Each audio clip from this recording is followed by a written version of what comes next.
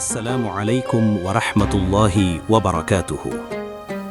পবিত্র রমজান মাস ইসলামের ইতিহাসে সবচেয়ে গুরুত্বপূর্ণ মাস। কিন্তু আপনারা কি জানেন এই রমজান মাস কবে থেকে শুরু হয়? কেন প্রতি বছর তারিখ বদলায়? রমজান মাস কেন শুরু হয়? এর পেছনে আসল কারণ কি? আর আমরা মুসলিমরা কেন রোজা রাখি? এর ফজিলত কি? আজকের এই পর্বে এই সব প্রশ্নের উত্তর দেব।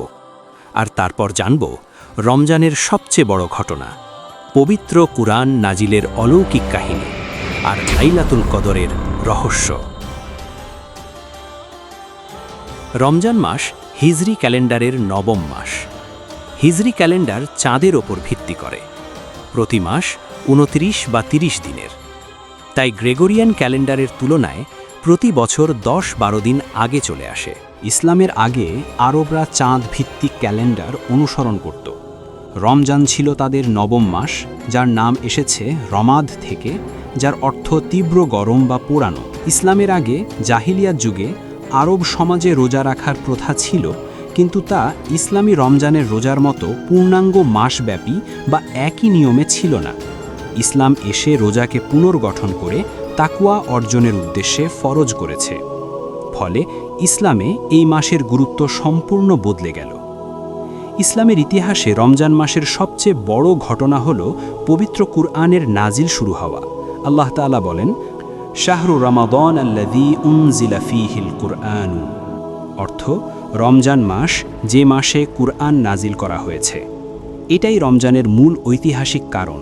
আল্লাহ কোরআনে বলেছেন, ইয়া আইয়ুহাল্লাযীনা আমানু কুতিবা আলাইকুমুস সিয়ামু কামা কুতিবা আলাল্লাযীনা মিন ক্বাবলিকুম লাআল্লাকুম তাত্তাকুন, অর্থ, হে ঈমানদারগণ, তোমাদের ওপর রোজা ফরজ করা হয়েছে যেমন তোমাদের আগের লোকদের ওপর ফরজ করা হয়েছিল, যাতে তোমরা তাকওয়া অর্জন করতে পারো।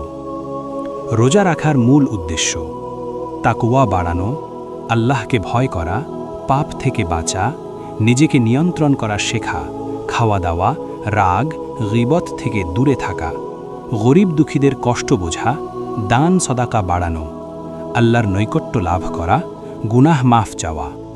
রসূল সাল্লাল্লাহু আলাইহি ওয়াসাল্লাম বলেছেন, যে ব্যক্তি রোজা রাখে শুধু আল্লাহর জন্য, তার জন্য জান্নাতে একটা দরজা খোলা হবে। রাসূলুল্লাহ সাল্লাল্লাহু আলাইহি ওয়াসাল্লাম 40 বছর বয়সে মক্কার কাছে জাবালে নূরের হেরা গুহায় একান্তে ইবাদত করতেন। রমজান মাসের এক রাতে, ইতিহাসে 17, 21, 24 বা 27 রমজান বলা হয়। সবচেয়ে গ্রহণযোগ্য মতে লাইলাতুল কদরে ফেরেশতা জিবরাইল আলাইহিসসালাম এসে বলেন, ইকরা, পড়ো। রাসূল সাল্লাল্লাহু আলাইহি ওয়াসাল্লাম বললেন, আমি পড়তে জানি না। ফেরেশতা জিবরাইল আলাইহিসসালাম তাকে 3 বার জড়িয়ে শক্ত করে চেপে ধরেন। তারপর নাজিল হয় প্রথম আয়াত, ইকরা বিসমি রাব্বিকাল্লাযী খালাক, খালাকাল ইনসানা মিন আলাক, ইকরা ওয়া রাব্বুকাল আকরাম, আল্লাযী আল্লামা বিল কলম, আল্লামাল ইনসানা মা লাম ইয়ালাম, অর্থাৎ পড়ো তোমার প্রভুর নামে, যিনি সৃষ্টি করেছেন মানুষকে জমাট রক্ত থেকে। পড়ো, আর তোমার প্রভু মহা উদার, যিনি কলমের সাহায্যে শিক্ষা দিয়েছেন মানুষকে যা সে জানত না। এই আয়াতগুলোই কোরআনের প্রথম নাজিল। এরপর 23 বছর ধরে ধাপে ধাপে পুরো কোরআন নাজিল হয়েছে। আমাদের ইসলামে রমজান মানে কোরআনের মাস। এই মাসে কোরআন নাজিলের কারণে আমরা রোজা রাখি, যাতে তাকওয়া অর্জন করি। রমজানে বেশি কোরআন তেলাওয়াত করুন, বুঝে পড়ুন, ইবাদত বাড়ান, যাতে লাইলাতুল কদরের ফজিলত পাওয়া যায়।